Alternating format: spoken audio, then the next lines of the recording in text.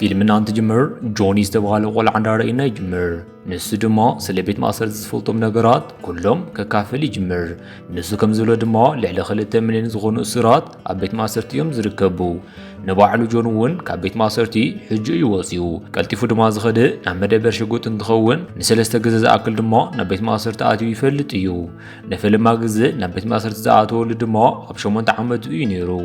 ካብኡ ምስ ወፀ ድማ ብዝያዳ ሕማቕ ሰብ ኮይኑ እዩ። በዚ ምኽንያት ድማ ን4 ዓመት ዝኣክል ደጊሙ ይእሰር። ኣብ መፍትሑ ድማ መኪና ክሰርቅ ብምፍታኑ ምኽንያት ደጊሙ ይእሰር እሞ ን7 ዓመት ድማ ይፍረደሉ። ሳልሳይ ፍርዱ ተኣሲሩ ምስ ወፀ ድማ ኣብ ልዕሊ ዝዳኛ ፒተርሰን ናይ ሓደ መፍረይ ስጉምቲ ንምውሳድ ይውስን። ዝተኸበሩ ዳኛ ዋላ እኳ ተኾኑ ጆን ኣብ ዘጥፍኣሉ ግን ዝፈርድሉ ንሶም እዮም ነይሮም። ጆን ድማ ሕጂ እዚ ዳኛ ኣብ ክንደይ ሰዓት ከም ዝወፅ ንምፅራይ ይድውል። ኣብዚ ሰዓት ድማ ንሱ ቅድሚ ምውፅኡ ቅድሚ 3 መዓልቲ ከም ዝሞተ ይንገሮ። እዚ ድማ ስለ ዘሕረቆ ካብ መኪንኡ ሽጉጥ ብምውፃእ ነታ ዝድውለላ ስልኪ ትኩሰላ።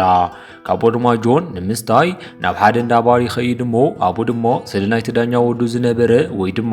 ስለ ኔልሰን ራብዓይ ኣብ ጋዜጣ ተጻሒፉ ዝነበረ ጽሑፍ ይርኢ። ካብኡ ድማ ጆን ኣቓልቦ ሁሉ ኣብ ልዕሊ ኔልሰን ንምግባር ይውስን። ካብኡ ድማ ኣብዚ ናይ ዳኛ ስርዓተ ቀብሪ ዝፍጸመሉ እዋን ጆን ተሓቢኡ ኣብ ናይ ኔልሰን መኪና ይኣቱ። ካብኡ ድማ ናይ ኣስሚ መድሓኒቱ ጥርሑ ይገብረሉ። ድሕሪ ሒደት ሰዓታት ድማ ኔልሰን መንገዲ ክኸይድ ይጅምር። እንተኾነ ግን ኣብዚ ሰዓት ስለ ናይ ወላዲ ሞት ጭንቀት ከም ዘይብሉ ንርኢ። ጆን ድማ ብመኪኑ ይከታተሎ። ኣብ ሰዓት ኔልሰን ናይ ኣስሚ ሕማም ተጠቃዒ ምዃኑ ንርዳእ። ካብኡ ድማ ኔልሰን ብኸቢድ እናተንፈሰ ናይ ኣስሚ መድሓኒት ንምግዛእ ናብ ሓደ ድንኳን ይኸይድ። ነቲ ሕማሙ ድማ ክቆፃፀር ስለ ዘይከኣል ቀልጢፉ መድሓኒቱ ንምርካብ ክደሊ ይጅምር። ኔልሰን ዝረኣዮም ዘይተለመደ ኩነታት ናይዚ ሱፐርማርኬት ሰባና ስለ እሱ ክጠራጠሩ ጅምሩ። እንተኾነ ግን ኔልሰን ኣብ መጨረሻ ናይ ኣስሚ መድሓኒት ይረክብ። ቀልጢፉ ድማ ከይኸፈለ ይጥቀመሉ። እዞም ሰባና ድማ ሌባ እዩ እንዳበሉ ክሓስቡ ይጅምሩ። ካብኡ ድማ ንሱ ነቲ መድሓኒት ሓፋቢሉ ከም ዘይጎድኦ ኣብ ዝተናገረሉ ሰዓት ሽጉጥ ከም ዝሓዘ ክሓስቡ ይጅምሩ። ካብኡ ድማ ናብ ፖሊስ ምስ ደወሉ እታ ሓንቲ ሰበይቲ ድማ ንእስር ንምሕላው ብዝብል መሳርሒ ሒዛ ትወፅእ። ጆን ድማ ዝፍጠር ዘሎ ነገር ኩሉ ምስ ተዓዘበ ናይ ባዕሉ ሽጉጥ ብምውፃእ ናብ ላዕሊ ይትውክስ። እዚ ድምፂ ድማ እዞም ሰባና ናብ ድንጋፀ ይወስዶም እሞ ንሶም እውን ናብ ላዕሊ ክትኩስ ይጅምሩ።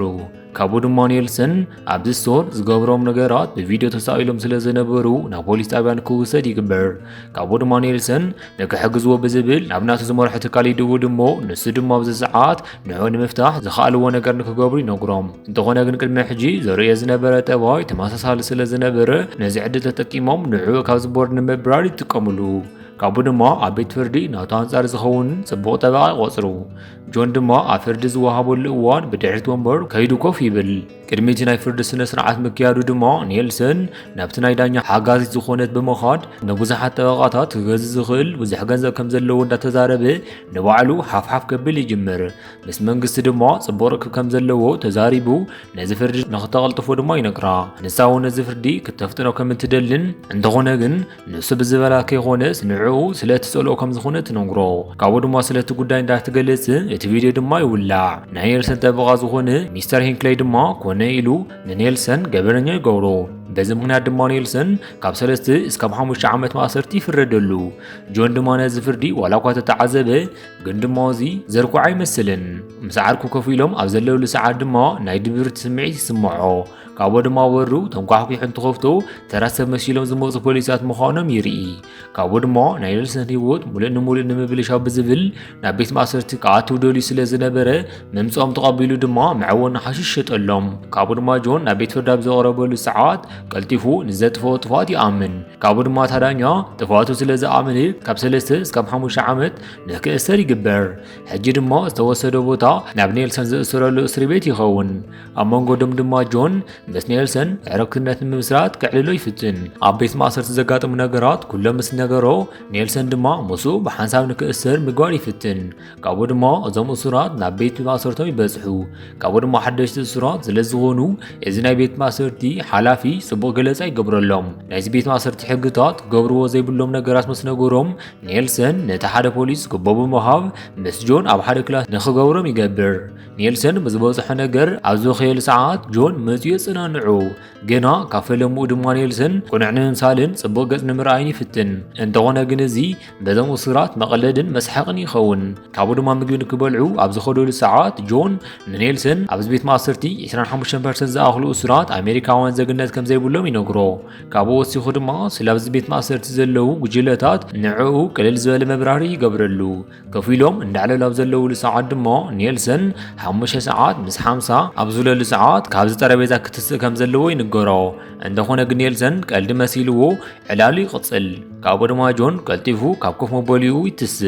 كابو دما بزح كيزنح حدا أسر أبناتهم طرابيزا نحدا سب يوقعو بوليسات تبز مصول ساعات دما اتيزتو سب مس نيلسن أبو حدا طرابيزا يركبو إذا باس دما من كم زيومرو انت حتو نيلسن يتزاربن كابو دما مسهرمهم دقيوم يحطوه عبد ساعد دما جون نيلسن بعينو نكزارب يحبرو كابو دما نيلسن إزمت قاعتي من كم زفصمو بيد يحبرو لهم ناب كلاسو عبزاتو لساعد دما جون نيلسن زفترة تفترة نيلسن نتقابن زفصمو سب نكحبر كم زلو ينقرو كابو دما نتقد محجز قابرو تخكلاي نبرن إز دما نيلسن آزيدون قصو نيلسن حجي دما اتحاكي نكزارب زقابركا نسخاي خايلو دما يزاربو جون دما بعينو زحبرو نتحاكي كزارب كم زي خونه مستزاربو حجي إزمت قاعتي من كم زفصمو بمنقار مخنياتو نايتو قلع عرختي أو لعليو متقاعتي مفصمو كم زي غري نقرو سلازي دما كافزن مهدام نسو زبولة نقر كقبر كم زلو يزارب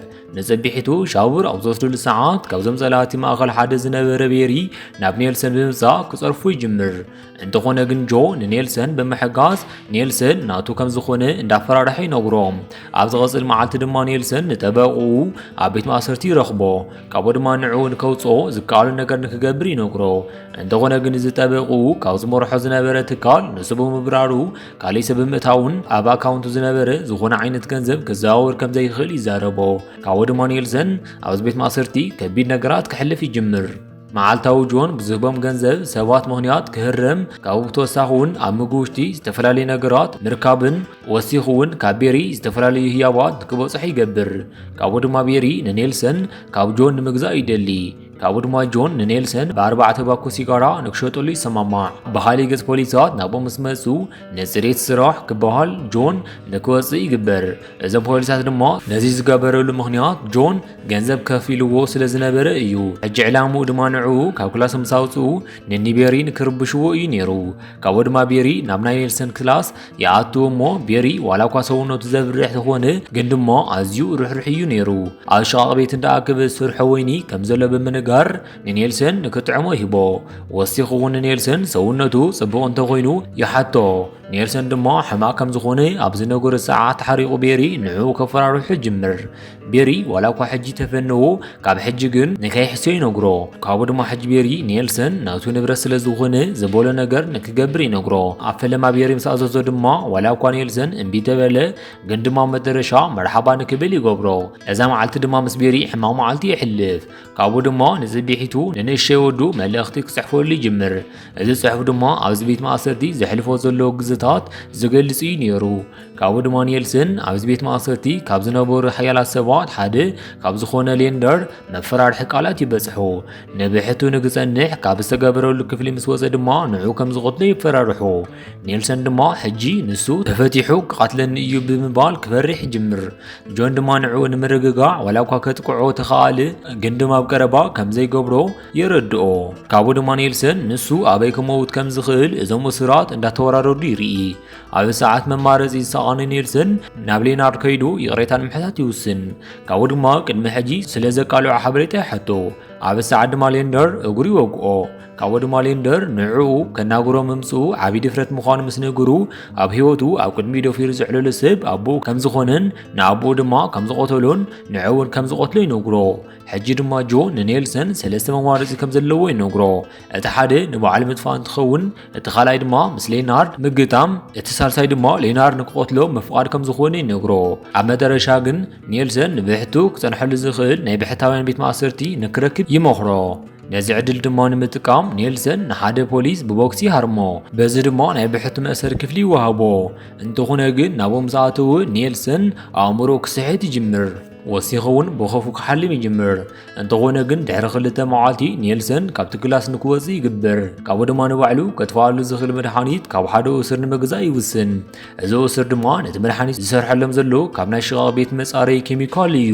ኣብ ሰዓት ግን ኔልሰን ንንእሽተይ ወዱ ናይ መጨረሻ መልእኽቲ ይልኸሉ ወዱ ድማ ብኻሊእ ገጽ ነቲ ኣቦኡ ዝፀሓፈሉ ንደቂ ክላሱ ይንበሎም ንፅቢሒቱ ድማ ሌናርድ ንኔልሰን ንምቕታል ናብ ናቱ ክላስ ይኸይድ ኔልሰን ንእሽተይ ምስኡ ምስ ተባኣሰ ግን ንባዕሉ ንከጥፍእ ተዋሂብዎ ዝነበረ መድሓኒት ካብ ጅቡ ይወድቕ ኣብ ሰዓት ድማ ሌናርድ ምስ ረኣዩ ምዕወና ሓሽሽ ኢሉ ይሓስብ እሞ ካብኡ ድማ ንባዕሉ ይወግኦ ኣብ ሰዓት ድማ እዚ መድሓኒት ንክመውት ይገብሮ ኣብ ሰዓት ግን ኔልሰን ናይ ሌናርድ ኣካሉ ጎቲቱ ምስ ኣውፅኡ ክገብሮ ዘለዎ ነገር ድማ ከም ዝገበረ ንኻልኦት እስራት ይዛረቦም በዚ ምክንያት ድማ ኔልሰን ብኻልኦት እስራት ክብሪ ክረክብ ይጅምር እንተኾነ ግን ካብዚ ሓሊፉ ሓላፊኦም እውን ይገብርዎ እንደኾነ ግን ሓደ መዓልቲ ናብ ሽቓቕ ቤት ኣብ ዝኸደሉ ሰዓት ቤሪ ተኸታቲልዎ ናብኡ ይመጽእ ኔልሰን ሕጂ ድማ ናይ ኩሎም ሓላፊ ብምዃን ብምዝራብ ንቤሪ ንምህራም ይፍትን እንተኾነ ግን ቤሪ መሊሱ ንሱ እውን ክሓንቆ ይጅምር ካብኡ ድማ ኔልሰን ይቕሬታ ይሓቶ እሞ ይፍንዎ ድሕሪ ሒደት ሰዓታት ድማ ናይ ሌንሰን ሰባት ናብኡ መፂኦም ንቤሪ ይሃርምዎ እንተኾነ ግን ኔልሰን ንቤሪ ንክፍንዎ ነጊሩ ብነፃ ንክኸይድ ይፈቕደሉ ካብኡ ድማ እዞም ፖሊሳት ኩሎም እስራት ናብ ሽቓቕ ኣብ ዝኸደሉ ሰዓት ንጆን ብሕቲ ብምርካቦም ምኽንያት ንሱ ገበነኛ ከም ዝኾነ ሓሲቦም ናብ ዝተፈለየ ክፍሊ ወሲዶም ይኣስርዎ ካብኡ ድማ ድሕሪ 3 ሳምንታት ካብኡ ይወፅእ እሞ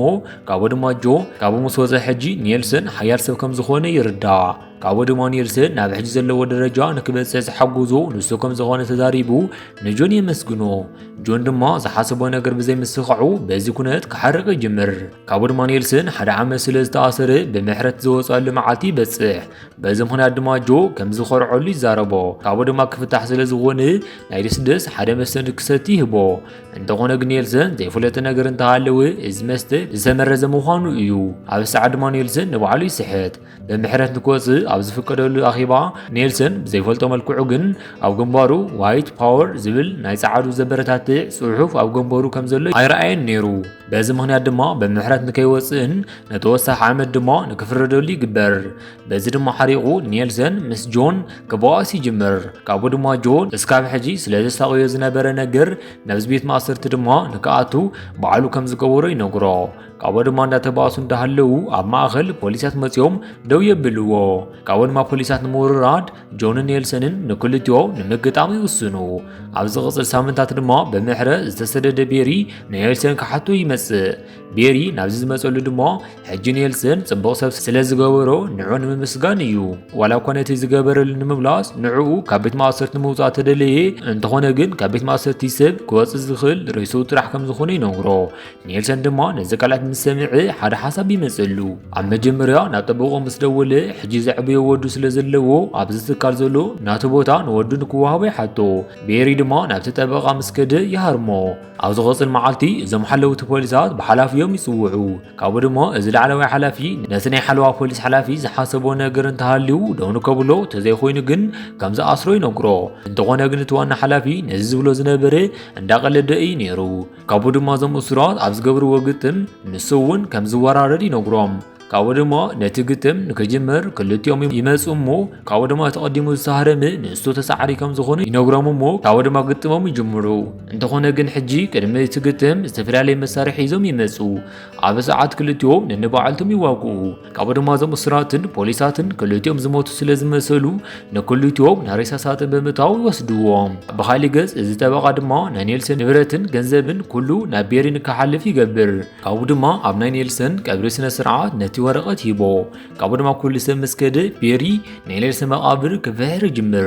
ነዚ ሳጥን ምስ ከፈተ ድማ ኔልሰን ከም ዘይሞተ ንረዳእ ነዚ ገበረ ድማ ድሕሪ ነዊሕ ክርክር ነይሮም ንዋዕሎ መድሓኒት ተወጊኦም ነዚ ግጥም ንከካይዱ ዝረዳድኡ ብኻሊእ ገጽ ድማ ቤሪ ናይ ሬሳ ምርመራ ከይግበር ነቲ ዶክተር ግቦ ሂብዎ እዩ ነይሩ ኔልሰን ድማ ካብኡ ንሱ ምስ ወስደ ንጆ ካብ ሬሳ ሳጥን ዘይመውፃእ ይውስን እንተኾነ ግን ቤሪ ኩዒቶም ንከውፅዎ ይውስን ካብኡ ድማ ቤሪ ምስ ኣውፅኡ ኔልሰንን ጆንን ሕጂ ማዕረኮም ዝኾኑ ይዘራረቡ።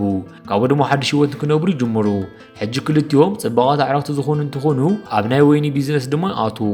እቲ ወይኒ ዝጥዕም ሰብ ድማ ናቶም ናይ ኣልኮል መጠን ንምፍላጥ ገና ኣብ ዝመጸሉ ሰዓት ገና ኣብ ዝጨነወሉ የጽልኦ። እንተኾነ ግን ጆ ናቦ ምቕራብ ፈቲኑ 100% ጣዕሚ ከም ዘለዎ ንክናገር የፈራርሖ። እቲ ጣዕሚ ሰብ ድማ ጥዒሙ ምስ ነገሮም ኣብኡ ዝነበሩ ሰባት ኩሎም ካብ ሽንቲ ቤት ዝተሰርሐ ወይኒ ይሰትዩ። ኣብ መጨረሻ ድማ ፊልምና ጆን ኔልሰንን ቤሪን ብመኪኖም እንዳደረፉ እንዳኸዱ እንዳረኣና ፊልምና ኣብዚ ትውዳእ። እስካብ ሕጂ ንተኸታተልኩም እንዳመስገንኩ ኣነ ኣብዚ ክፍለየኩም። ሳብስክራይብ ምግባር ኣይትረስዑ ኢኹም።